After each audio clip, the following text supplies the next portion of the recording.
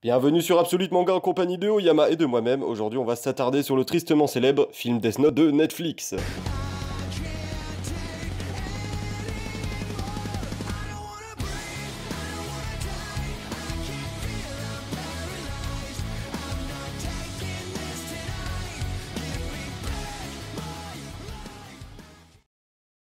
Tristement célèbre, c'est le cas de le dire. Death Note de Netflix, c'est un peu une parodie de l'animé. Il y a un point positif qu'on va survoler tout de suite, Ryuk. Ryuk est bien représenté pendant ce film. Ryuk est maléfique, Ryuk est un dieu de la mort, Ryuk est Ryuk. Après un point négatif, on dirait que Mia dans le film, elle est supérieure à Light. Tout le long, on dirait qu'elle se sert de Light pour récupérer le fameux Death Note. On pourrait dire beaucoup de choses de ce film, dont beaucoup de points différents, comme les noms pour commencer.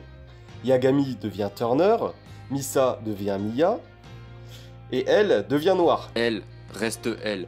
Ouais, bah en fait, c'est pas le problème qu'il soit noir, c'est que elle sort avec un putain de gun pour chasser Light. À quel moment, elle réfléchit comme il défonce des portes, met la tête dans une assiette à un mec au hasard, random, le mec, il avait envie, il lui claque la tête.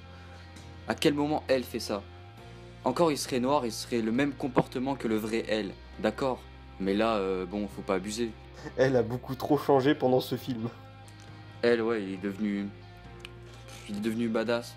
On n'a pas trop compris. Alors après, aussi Light. Light est devenu un faible. C'est un Light version Eco Plus. On peut dire ça. Parce que bon, à un moment, dans l'animé, il ose tout. Alors que là, oh mais non, on peut pas le tuer, machin, machin. Ah, arrêtez de saouler. À un moment, Light, c'est un manipulateur. Là, il se fait manipuler par Mia, il pleure pour son daron, il kiffe Mia. Depuis quand il y a une romance dans Death Note? Bah après, le créateur a dit que ce n'était pas une reprise, c'était une... Il s'en est inspiré, mais il y a trop de points communs pour que ça soit juste inspiré. Il y a trop de points communs pour que ça soit juste inspiré, mais on n'a pas assez pour que ça soit une vraie copie en film. Donc ça fait qu'on ne sait pas trop. C'est ça qui est débile, il y a beaucoup trop de points communs qui vont avec. On pourrait pas juste dire que c'est une nouvelle histoire, puisqu'on reprend quasiment exactement les mêmes personnages dans le même contexte. Je vais illustrer ça, on a vu une théorie sur le net. Comme quoi, le message écrit dans le cahier au début du film, qui dit que Ryuk n'est pas un ami ni un chien pour le détenteur du carnet, il y a une théorie qui dit que c'est écrit par le vrai Light Yagami. Mais ça semble peu probable, parce que temporellement parlant, c'est pas possible. Il y a beaucoup trop de points communs, c'est ce qu'on disait entre les deux Light, comme le père qui est flic, etc. Si ce film est vraiment une suite de l'œuvre originale Death Note, elle est normalement morte. Nous arrivons à une seule possibilité. Il y a plusieurs lignes temporelles ou univers alternatifs, où dans un univers Light œuvre en tant que Kira, et l'autre, Light Turner, fait pareil, mais dans une autre ligne temporelle. Le cahier sera alors bel et bien un Light. C'est peut-être qu'à la fin de Death Note, Light justement, Light Yagami, a écrit dans le Death Note ne fait pas confiance à Ryuk, car à la fin de Death Note, Ryuk ne l'aide pas, hein. Ryuk il s'en fout de Light. Et du coup peut-être que Ryuk a récupéré le carnet, l'a donné au Light Turner du film, dans une autre ligne temporelle, mais bon ça paraît peu probable vraiment. À ce moment-là, on pourrait penser à un système de dimension à la Mirai Nikki, ce qui sera peu probable, car rien n'est expliqué dans le manga ou l'animé. Après il y a aussi elle, qui devine des choses par magie. Par exemple au début du film, elle dit que Kira se trouve à Seattle. On ne sait pas trop comment il le sait, il dit juste un truc vague, genre il a envoyé des informations que là-bas. Ok, ça marche comme dans l'animé, mais pourquoi il a visé Seattle directement, sans y réfléchir ni nous l'expliquer, hein. Les scénaristes sont arrivés, ils ont fait ok, il est à Seattle, elle, vu que c'est un génie, il va trouver, il va rien expliquer. C'est comme si tu regardais un truc policier, tiens, un truc bien nul, Hercule Poirot, mon gars, et que il arrive, c'est lui le tueur, point, fin d'épisode. C'est un peu con, hein, c'est ce que disait le chef Otaku. Il disait avec l'exemple de Sherlock Holmes, lui. Ça revient au même, c'est n'importe quoi.